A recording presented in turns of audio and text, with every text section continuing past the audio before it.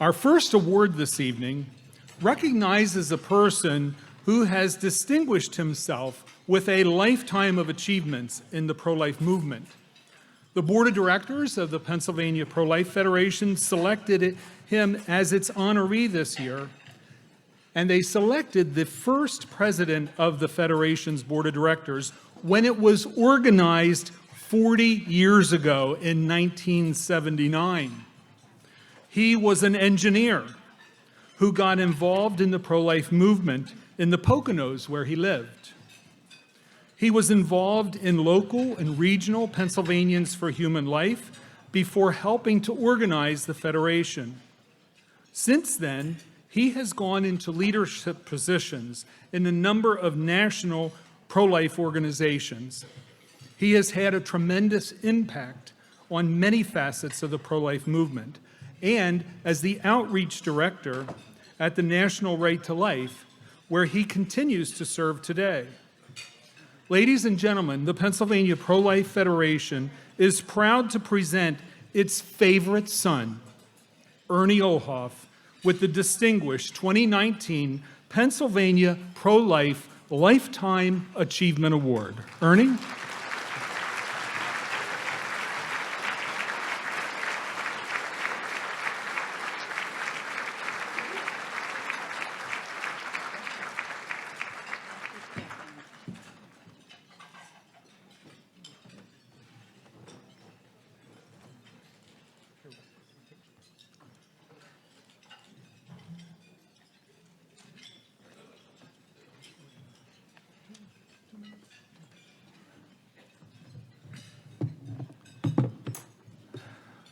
Wow. I think in 1974, it was a rainy night in Strasburg, Pennsylvania, and I stumbled around looking for a meeting of, quote, anti-abortionists that were meeting in the civil defense room at the county building in the pouring rain. And I walked in the back. I was an engineer. I worked for the Department of the Army at Picatinny Arsenal in New Jersey. And this was the last thing I thought I would ever do in my life, because I was a total electronics geek and I had no knowledge of politics or any other issue. And yet God led me there, literally. And in that room, several people had spoken. Frank Germain was one from Scranton, and Pastor Al Kovacs was another. And they talked about how bad abortion was. And I listened. Finally, someone said, what do we do here in Strasburg? How do we change this? What can we do? And Frank Germain said, form a steering committee. And a woman got up and said, who wants to be on the steering committee? And of course, being a geek, I was only in the back of the room. I didn't want to get too close. But when she asked that question, my arm goes up in the air. No control, the arm moves up in the air. And that just changed my life. As they mentioned, I ended up the president of the Federation, incorporating it. It was an unincorporated association. I hired a lawyer and incorporated it. And then I was offered a job as executive director at the National Committee for Human Life Amendment, and I resigned my job in engineering, which I'd been in for 12 years. It was a 12-year commitment that I'd made to the Army. And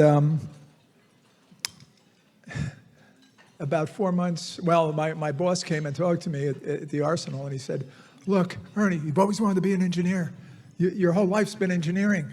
You know, you've been in it since you were 14 years old, and ham radio and everything else. He said, how can you walk away from that? And I said, well, because I think this is what I'm supposed to do. And he said, okay, why don't you take a 6-month leave of absence and get it out of your system? And I said, okay, that's sort of insurance, I'll do that. 5 months into my 6-month leave of absence, he calls me up. He says, Ernie, how'd you like to come back? I said, no, I like it here. Well, you've been waiting for a promotion for 5 years. I guarantee you'll get that promotion if you come back. I guarantee it. And I said, no, thanks. Give it to somebody else. And he said, why? And I said, because I'm working with the greatest people I ever met. And it's because of you, all of you, everybody in this room. You're the most committed people, selfless people in the world. And the second reason is, the reason that I made the first jump, they're killing babies. That's the main reason I got into the movement. It was just wrong. And people would say to me, you're only doing that because you're a Catholic. No. I'm glad my denomination is pro-life. I'm very proud of that. But I'd like to think if I was a Hindu or a Muslim or something else, I'd still be pro-life. Because in my heart and in my mind, killing a baby is wrong. Just plain wrong.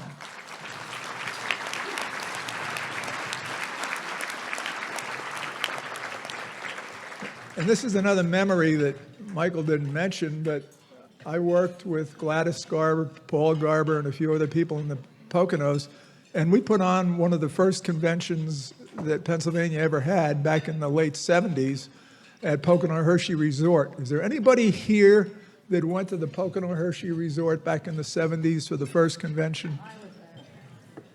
There we go. I was a teenager. She was a teenager. Oh my goodness. I'm ready for the wheelchair now. No, it just grew, and it kept growing. And I have to thank all of you over the years for everything you're doing, you have done. And I have to tell you that this coming year, 2020, it'll be an absolutely critical year for the pro-life movement. You have to keep the pressure on. The elections are critical. We've made great progress. Trump has done some good things. We have a new person on the court. And Trump doesn't deny anything about pro-life. He says it over and over again. We need support for our pro-life legislators. Every one of them. And say a prayer for Maryland, because it's really tough. I'm also the executive director at Maryland Right to Life, one of those other jobs that you get assigned. But Maryland, we stopped physician suicide by one vote in the Senate in the last session. Very tough, very, very tough. There was another bill introduced that would have allowed abortion throughout pregnancy and enshrined it in the state constitution. It was the most dangerous piece of legislation in the United States in the last session, and we got the sponsor to pull the bill. So it can be done, even in states like Maryland, which, some would look at and say is hopeless. I want to thank you for everything you do. I pray God bless you and your family, and thank you for being my friend. Amen.